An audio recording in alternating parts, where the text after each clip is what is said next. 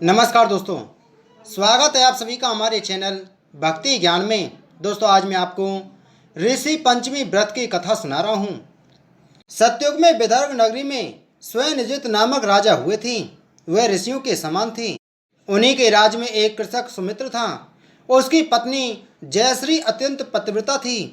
एक समय वर्षा ऋतु में जब उसकी पत्नी खेती के कामों में लगी हुई थी तो वह रजस्वला से हो गई। उसको रजस्वला होने का पता लग गया, फिर भी वह घर के कामों में लगी रही। कुछ समय बाद वह दोनों ही स्त्री पुरुष अपनी अपनी आयु भोगकर मृत्यु को प्राप्त हुए।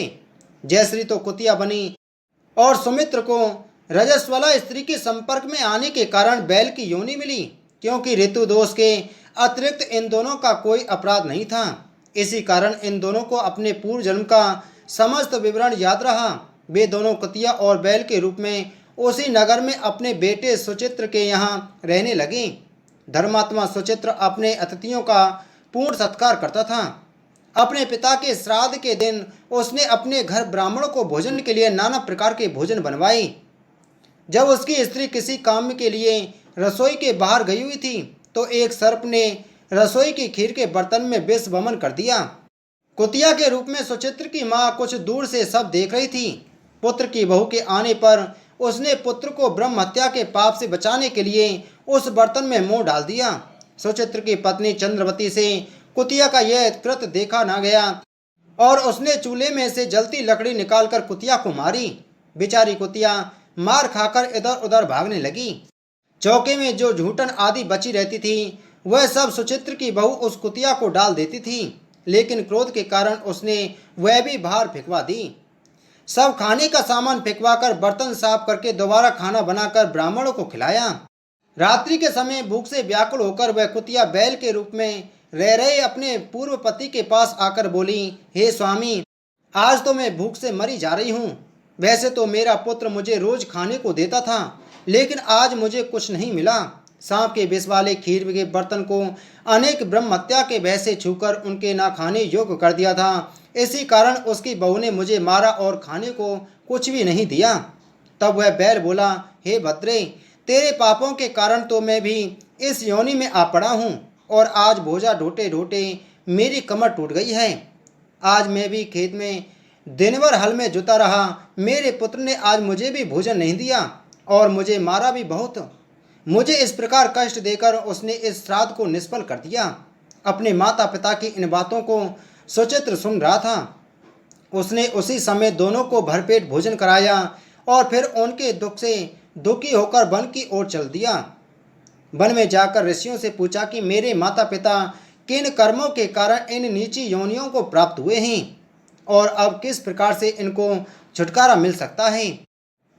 तब सर्वोत्तमा ऋषि बोले, तुम इनकी मुक्ति के लिए पत्नी सहित ऋषि पंचमी का व्रत धारण करो तथा उसका फल अपने माता पिता को दे दो।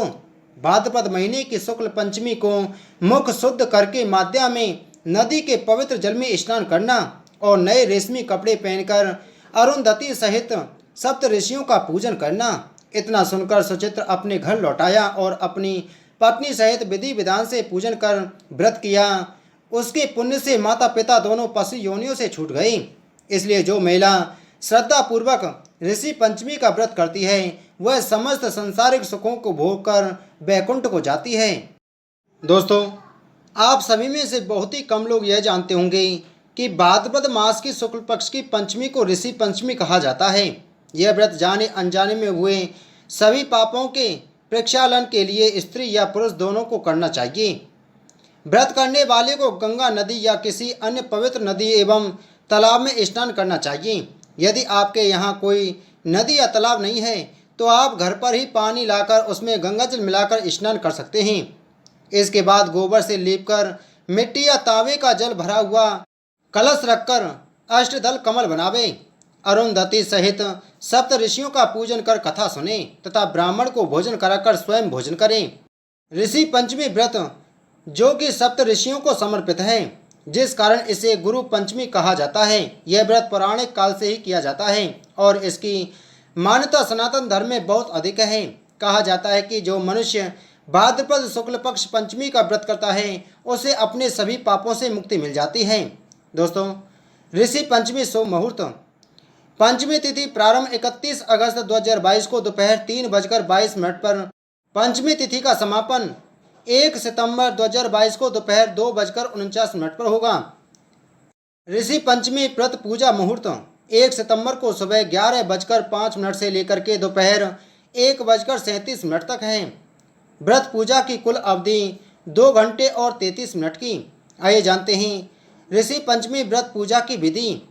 ऋषि पंचमी का व्रत रखने वाले सभी स्त्री व पुरुष प्रातःकाल ब्रह्म मुहूर्त में उठकर स्नान आदि से निवृत्त होकर भगवान सूर्यदेव को जल अर्पण करें। इसके बाद पीपल व तुलसी माता के पेड़ में भी पानी चढ़ाएं। इसके बाद एक शांत जगह पर बैठकर सप्त ऋषियों यानी विश्वामित्र, कव्य, ऋषि वशिष्ठ, भारद्वाज, वामदेव, अत्रि और शौनक इन सभी को ध्यान कर बुलाना चाहिए।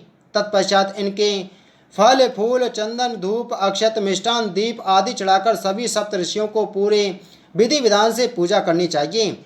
पूजा समाप्त होने के बाद अर्घ देकर कथा का श्रवण करें।